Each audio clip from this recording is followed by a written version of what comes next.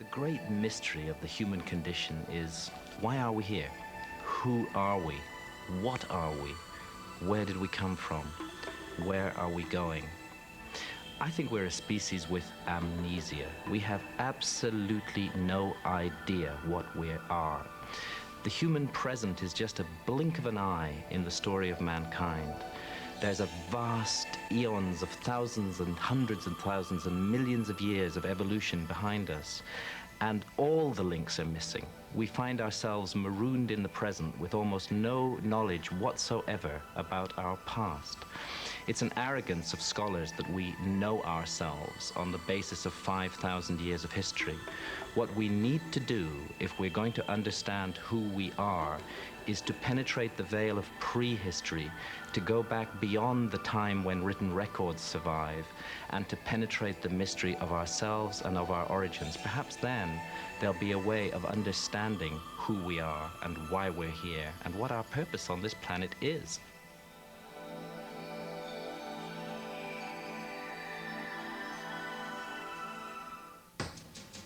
A controversial theory has thrown a different light on our very existence and origins. Was Earth visited thousands of years ago by another life form who imparted wisdom and technology to our ancestors? This theory contradicts orthodox opinion and claims that we have been visited by beings from another world. 30 years ago, Erich von Daniken challenged science with his controversial book and ideas, and he is still challenging the world with clues that he contends point to an ancient close encounter. From Egypt to Turkey, from South America to Antarctica, von Daniken has traveled the world in search of evidence and artifacts that he believes prove his theory that we are not alone. Life may have been found on Mars, but in exploring our own planet, will von Daniken find signs that someone found us before we could find them?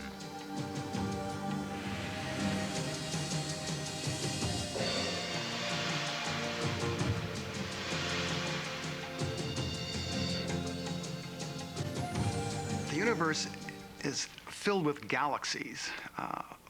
Our own galaxy is one of these galaxies, in many respects an average galaxy. Galaxies are defined primarily by what you see, the stars. Our sun is a star, one of 100 billion stars in our own galaxy. And our star is very similar to the majority of stars. There are differences, but there are a lot of stars, the vast majority are in fact similar to our own sun. The universe, an infinite mystery. For thousands of years, human beings have looked to the night sky with awe and wondered, is anybody out there?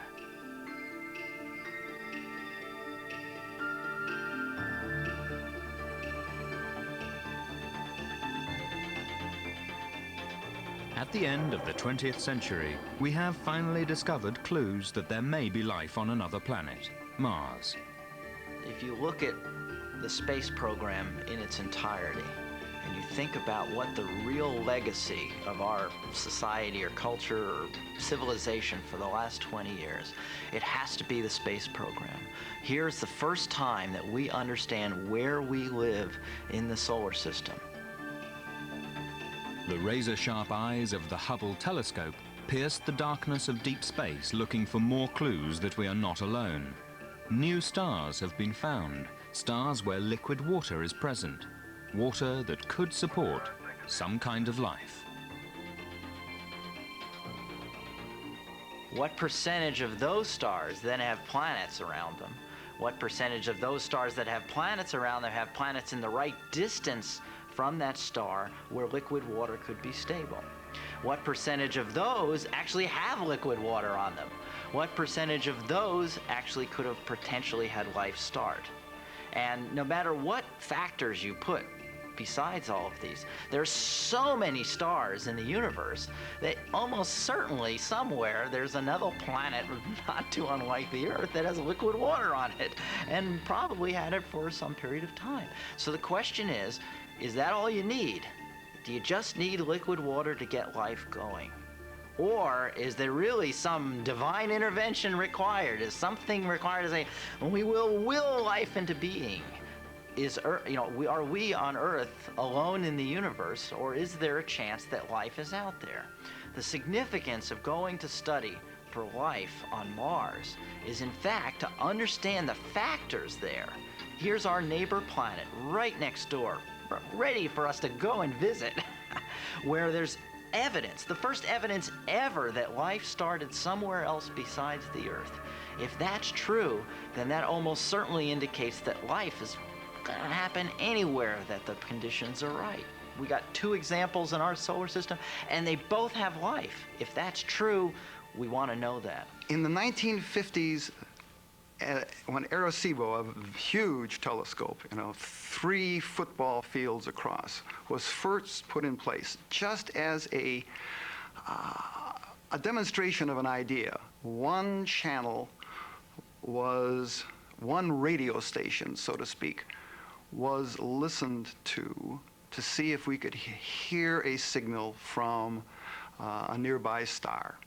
All of us that are in this search, and many more people as well, are interested in is making contact, getting a signal from some extraterrestrial civilization.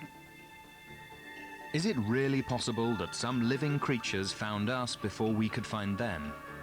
Challenging long-held opinion, Erich von Daniken believes there is new evidence to be explored. The Old World and the New World are not supposed to have been in contact prior to the time of Columbus, according to Orthodox historians. And yet there are extraordinary similarities between the site, for example, of Teotihuacan, just north of Mexico City, and the Giza Plateau in Egypt, where the 3 Great Pyramids and the Great Sphinx stand. In my view, these similarities are connected to an ancient and lost science. And it's a science to do with the meaning of life, the purpose of human existence on this planet. Teotihuacan, Mexico. Almost 12 square kilometers of pyramids and platforms. Experts believe construction started here around 100 BC. When the Aztecs arrived 1,000 years later, they were awed by the massive ruins and dubbed Teotihuacan the City of the Gods. The people who constructed this vast city possessed a sophisticated knowledge of mathematics, astronomy, and engineering. Erich von Daniken questions just who taught the builders of Teotihuacan. This represents a model of our solar system. For every planet, there is a construction, a building. There are 9 planets in our solar system, all orbiting around the Sun. Mercury is nearest to the Sun. Pluto is the furthest. At Teotihuacan, each one of the planets is represented by a building, ruin, or marker. Erich von Daniken believes it is a remarkably accurate scale model of our solar system. On the hill behind the Pyramid of the Moon are the ruins of temples which could represent the last planets discovered in our solar system, Neptune and Pluto.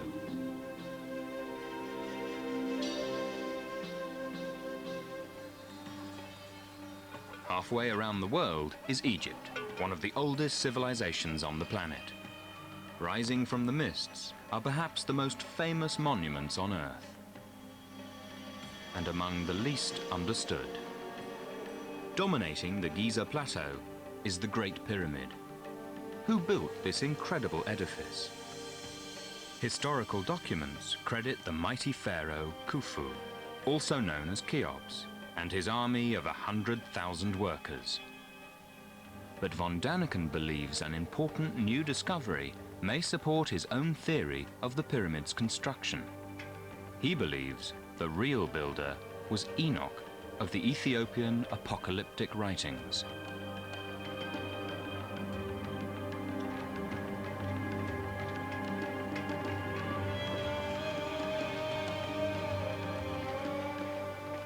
Erich von Daniken believes that Enoch was warned by the gods that a great flood would destroy civilization. Enoch built the Great Pyramid to protect ancient texts from the rising waters. he designed secret chambers carved deep inside this mountain of stone. Were the gods who foretold the coming of a flood really extraterrestrials?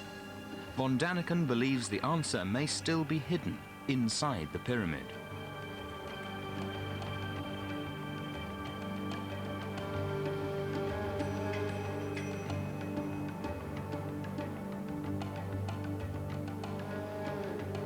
The interior of the Great Pyramid is a marvel of engineering skill.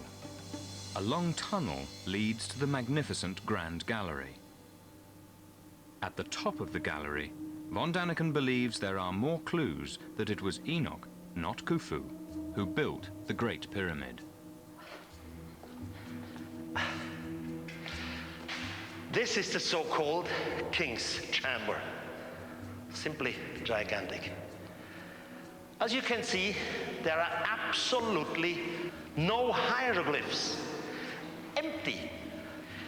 If Khufu was a tyrant, then the wall should be full of inscription praising himself or his gods. Von Daniken believes the blank walls of this chamber indicate that the pyramid was not created to serve as Khufu's tomb. But there's more. Many wonder how the pyramid was built. Could an ancient culture assemble 2.5 million giant stone blocks with such perfection, less than 1/10 of a degree off true north? Von Daniken believes these mysteries could support his theory that the Great Pyramid was built by Enoch following his warning from above, teachers who descended from the heavens. If so, where are the secret chambers filled with ancient text? Only recently has modern technology allowed investigators to attempt to unravel this great mystery, which has challenged scholars and archaeologists for thousands of years.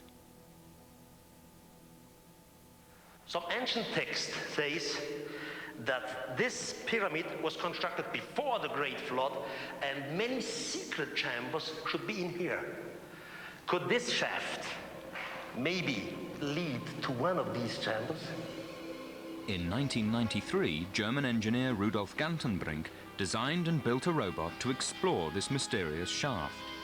The tiny machine was equipped with a video camera and remote steering. Its mission? Follow the shaft into the darkness in hopes of discovering ancient secrets.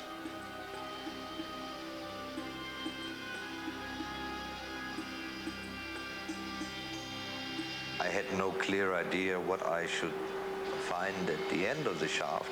I expected anything, but not especially this. The robot had climbed over 50 meters into what was thought to be merely a symbolic shaft.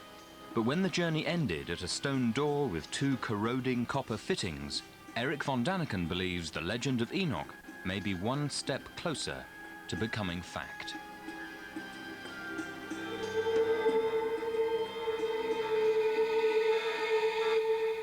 What we see in the camera from the robot is just the backside of the stone. Gantenbrink believes the stone might have been lowered into place by means of a rope. The copper fittings would have prevented its removal. Could this door lead to the secret chambers Enoch was told to build?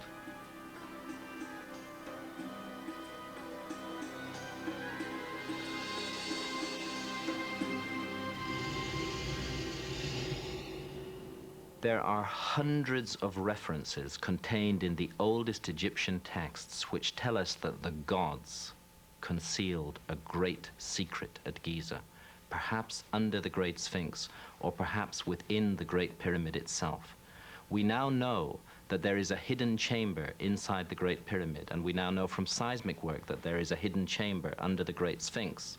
And astonishingly, legitimate scientific work to open these chambers has been delayed for years by a combination of forces bringing and resting on the worst aspects of human character.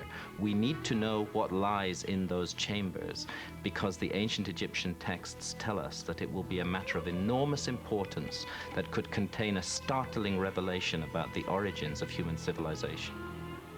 Erich von Daniken suggests that, as at Teotihuacan, this could be another tantalizing clue to support his idea that extraterrestrials may have visited Earth.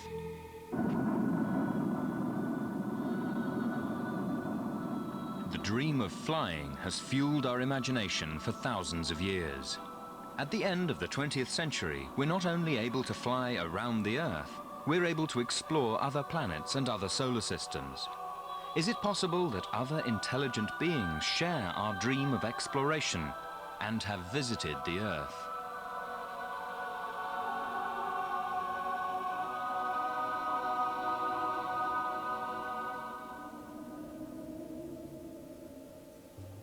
These illustrations were drawn from descriptions in a Hindu text of ancient India dated to the 4th century BC.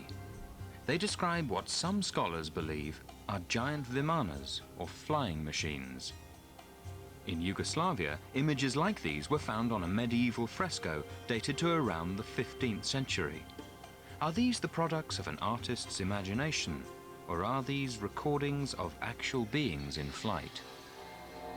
The oldest scriptures of mankind, the ancient Egyptian pyramid texts, the Vedic texts of India, and many other ancient texts from all around the world make intriguing references to what sounds like flight, technological flight, not visionary, imaginary journeys in the sky, but journeys in machines.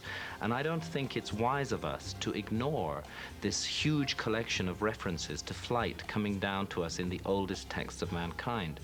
Is it possible that what we're looking at here is a memory of a forgotten episode in human history? Is it possible that ours is not the first civilization to make the slow climb to technological development and to the creation of flying machines? I believe there have been earlier civilizations, at least one great civilization that was destroyed in an enormous cataclysm, the cataclysm that brought the last ice age to an end. And it's highly possible that that civilization had reached a high level of technology. All these texts suggest that it had reached the technological ability to fly. The search for clues about flying machines of the ancient world takes us to southern Mexico. The ancient city of Palenque is one of the most magnificent of the Mayan culture, which flourished all across Central America for almost 600 years. This is the burial pyramid of Pakal, ruler of the Mayan world around 600 AD. Here, Erich von Daniken has found what he believes are signs that the Mayans may also have encountered visitors from the sky. Pakal's ornate sarcophagus is rendered in exquisite detail. The lid is a beautifully carved image of the dead king. Erich von Daniken believes this relief might show Pakal in some kind of spaceship. He sees that Pakal is seated in the reclined position like an astronaut in a space capsule. His hands seem to be gripping the controls, almost like a pilot.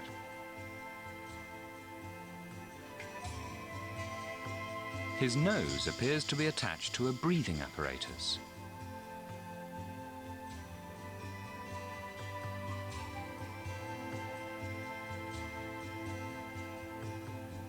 The design behind the seat could be a representation of flames, as if from some kind of rocket.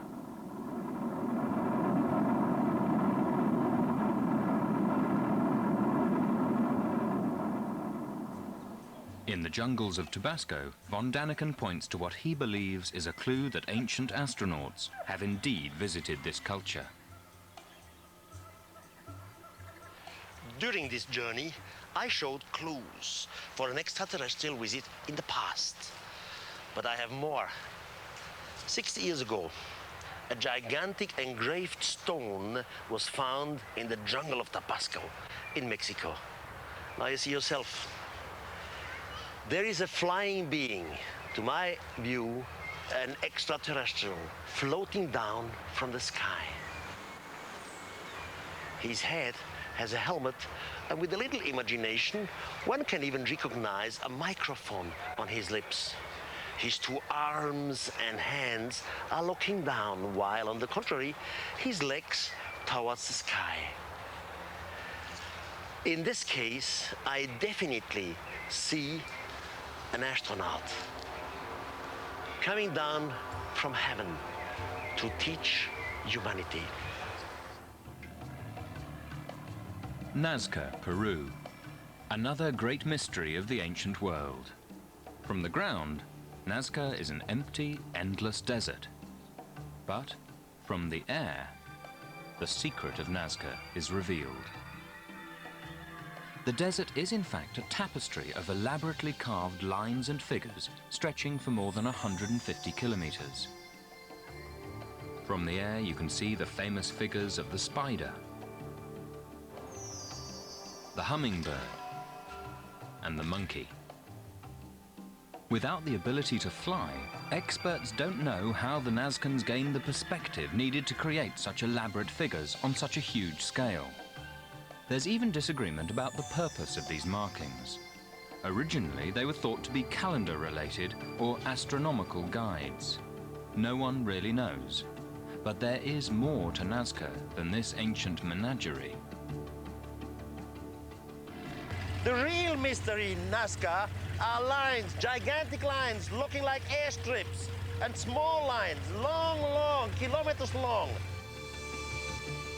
One of these lines extends 30 kilometers to the horizon. A giant mountaintop has been sheared off, leveled, and then scraped clean to create an impressive avenue. Von Daniken's question is, why? Did the ancient Nazcans need runways for some kind of flying machine?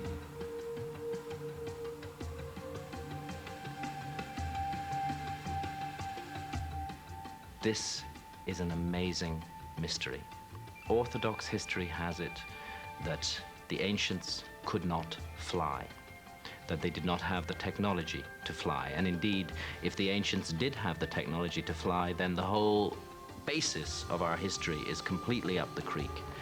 And yet the mystery of Nazca is I can see no way that these figures could have been prepared by a people who did not have the ability to get above them and check the perspective. You try and draw a spider in one continuous, unbroken line on an ordinary sheet of paper with a pencil. You'll find you can't do it unless you're an accomplished draftsman. These figures are drawn in unbroken lines on a scale of hundreds of feet by a people who supposedly did not have the ability to get perspective on what they were doing. In my view, the Nazca figures have never been properly explained by scholarship, and it's not good enough just because they can't be explained to ignore the mystery. We need to get to grips with this, to get to grips with two things. First of all, what are they? What are they for? And secondly, how were they done?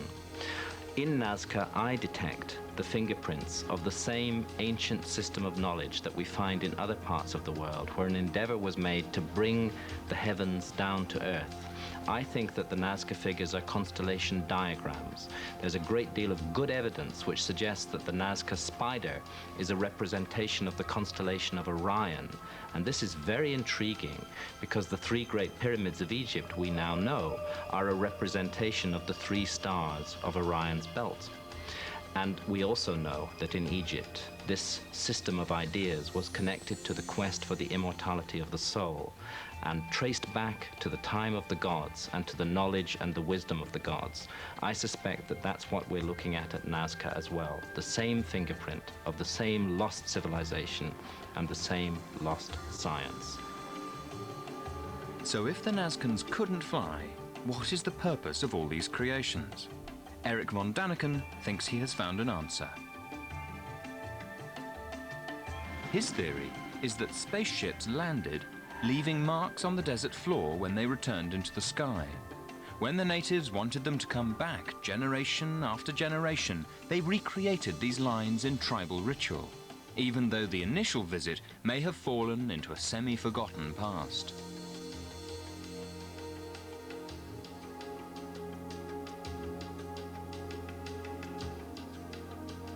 There is one more clue that the ancient Nazcans may have had a close encounter with extraterrestrials.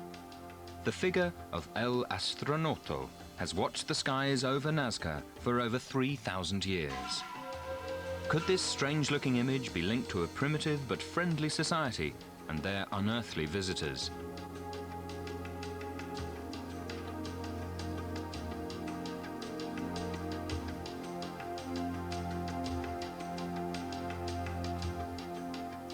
To von Daniken, only if extraterrestrials return to Nazca will the mystery of these lines and figures finally be solved. If some kind of flying machine or Vimana did visit the Earth in ancient times, one can imagine the terror some people may have felt in their presence.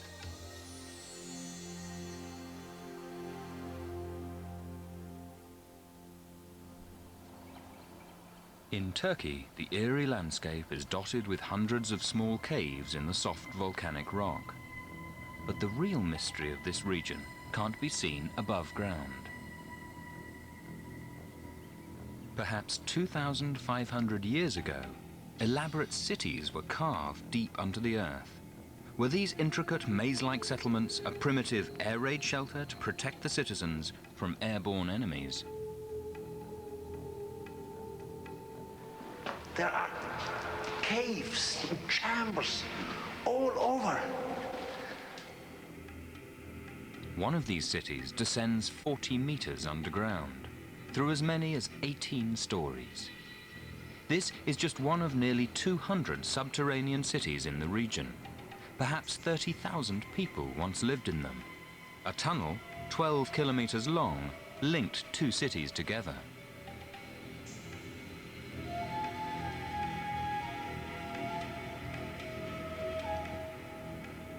Experts say the underground cities have been used for many different purposes over the last 2,500 years. Erich von Daniken wonders why generation after generation sought refuge beneath the earth. If fleeing an invading army or religious persecution, frightened citizens could have hid in the mountains above ground. Why did people burrow a labyrinth of subterranean chambers underground? What was the true purpose of these cities? These people were hiding out, afraid of some enemy. But all this doesn't make sense. Any enemy could simply come in here, or they were sitting in a trap. It must have been an airborne enemy. An enemy from the sky. From Stonehenge in England to hundreds of other sites throughout Europe, Asia and the Americas, there are ancient structures made from giant stones, called megaliths. At least 7,000 years ago, our ancestors created thousands and thousands of stones, and they arranged them in lines, straight lines for miles and miles.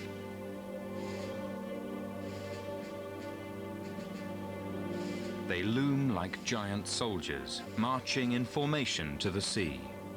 These are the megaliths of Hancock in Brittany.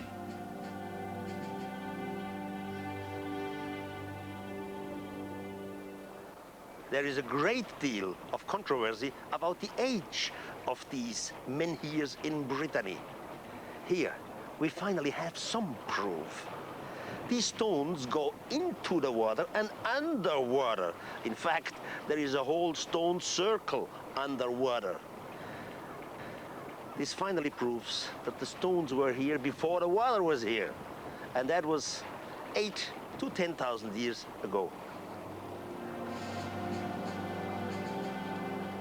Now this is the largest megalith ever moved in ancient Europe. It's man-made, cut, as you can see. Once the whole piece was over 60 feet, and its weight was 350 tons. If these giant stones were moved and arranged 7,000 years ago, they would be among the oldest creations on the planet. But were they created by human beings? At that time in human history, our ancestors were still hunters, struggling daily for survival. Their tools were primitive, and the wheel had not yet been invented. How were these thousands of stones transported, and what was their purpose? Until today, archaeology has no answer for this mystery. Well, since we have computer technology and since we know how to fly, we might have an answer. Erich von Daniken reveals his theory that, based on aerial reconnaissance, the builders of these alignments had a sophisticated understanding of geometry, triangulation, and Pythagoras theory.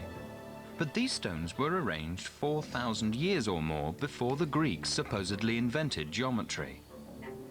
Erich von Daniken wonders who taught the megalithic builders such knowledge. He believes that extraterrestrials came to Earth and encoded a message in the stones of Karnak. What is this message? We just don't know.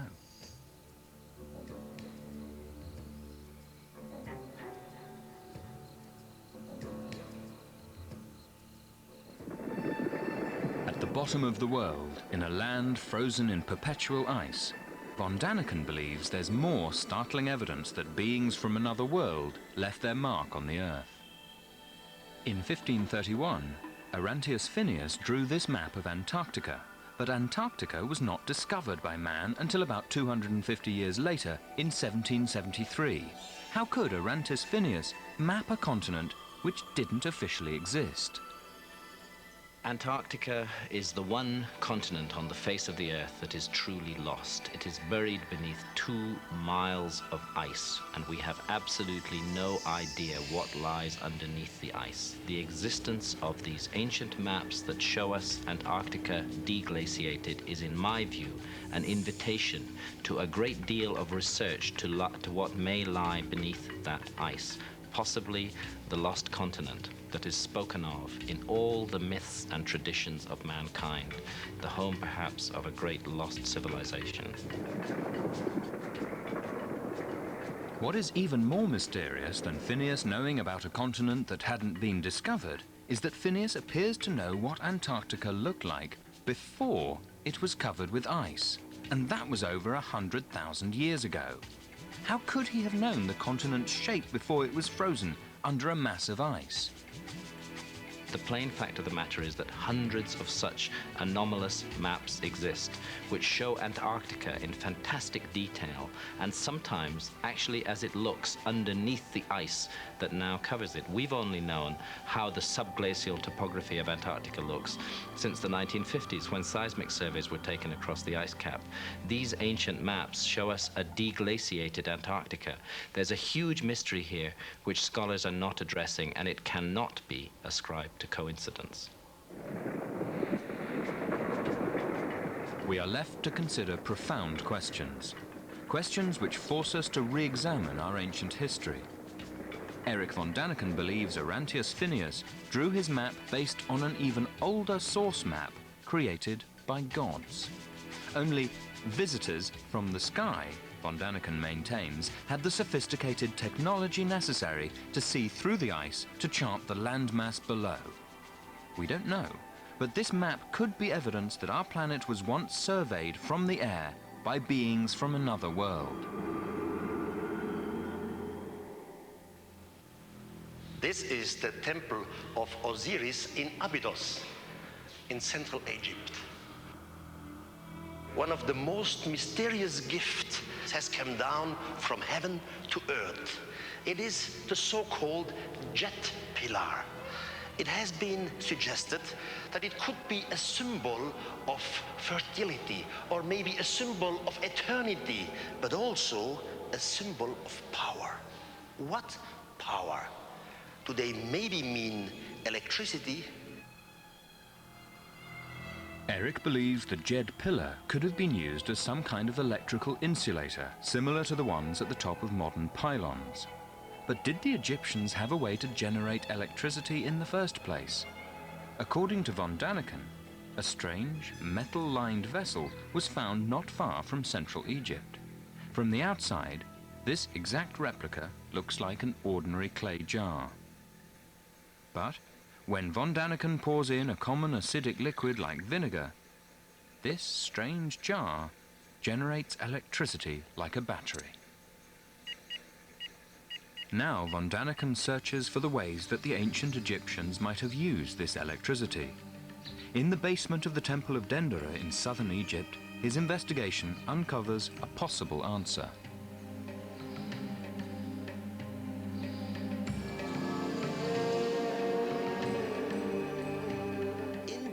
basement, there were different crypts. And in one of these crypts, we have fantastic reliefs on the wall.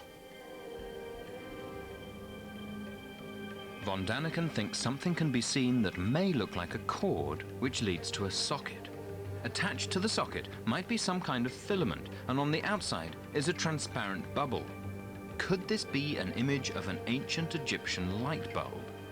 Von Daniken and his colleagues decided to test this hypothesis in the laboratory.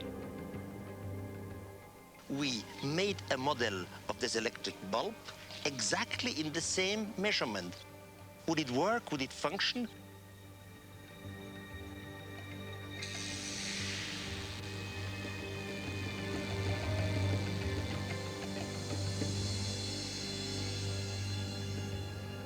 And it functioned. It works. This is Chichen Itza in the Yucatan Peninsula of Mexico.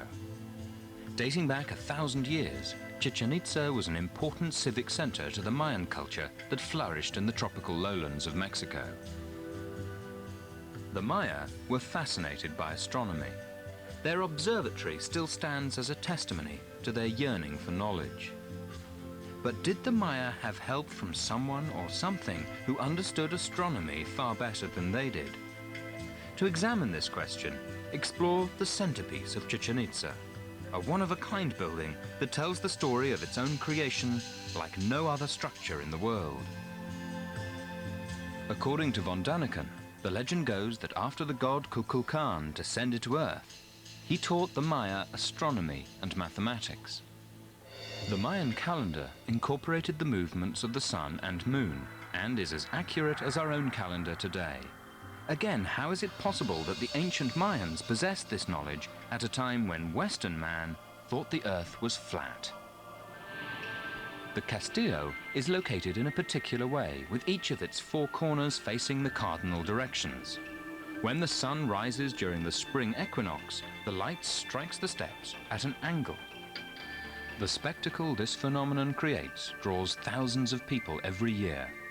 On September the 21st, the autumn equinox, the shadow serpent rises again into the sky.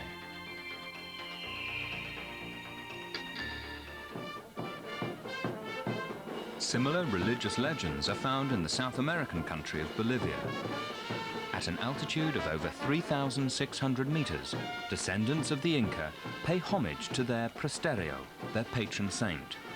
But over 1,500 years ago at Tiwanaku, their ancestors celebrated the great god Viracocha. Erich von Daniken believes Viracocha brought his people sophisticated knowledge of astronomy, mathematics, and agriculture.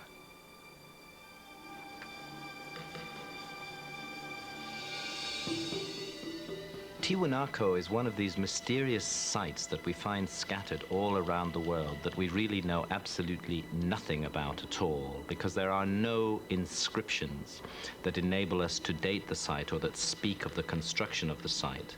And we have no possible method of dating monuments that are made out of solid stone. Therefore, when we come to these sites, we must use other sciences to try and understand them. Now, the orthodox scientific historical view on the age of Tiwanaku was established by a scholar called Professor Max Ewell.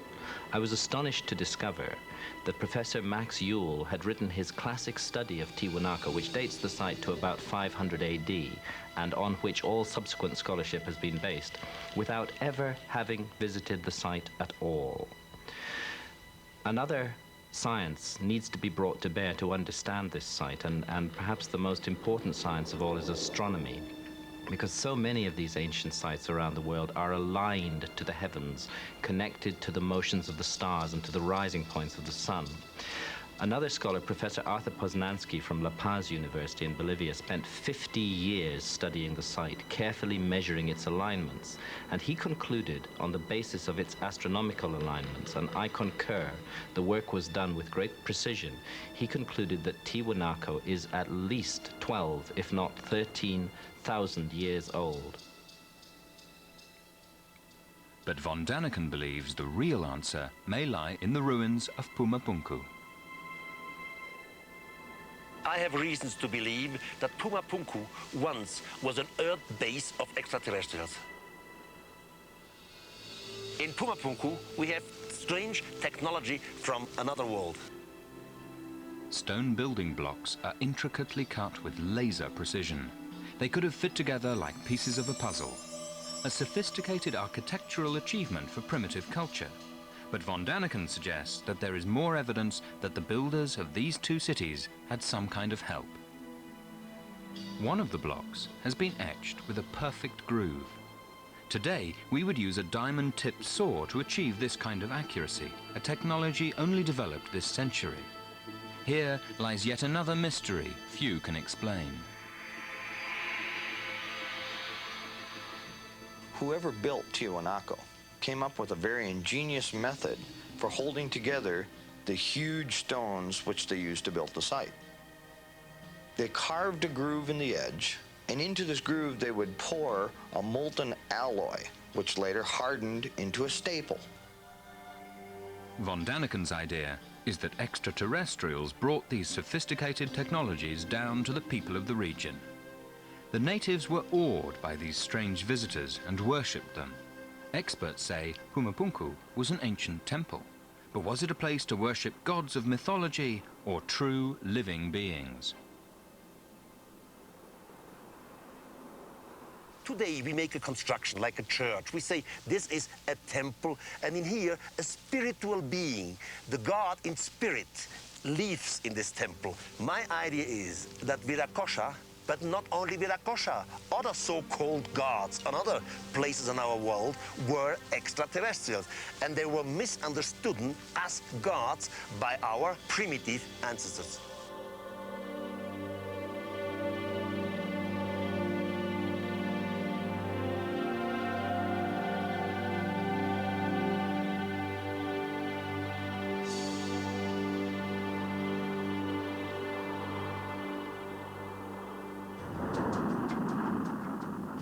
Launched in the 1970s, the Pioneer satellite first explored Jupiter.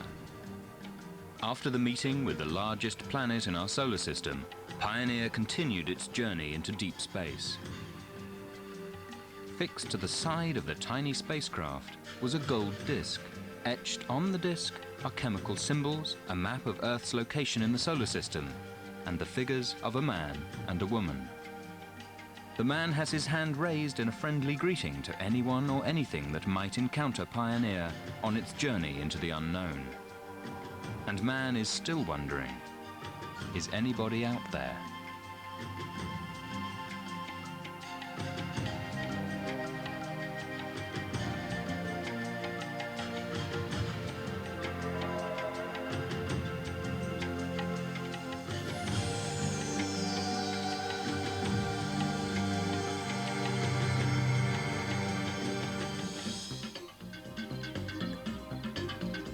I personally don't think that the answers to these mysteries are alien visitations, alien astronauts, although it's a theory that deserves consideration.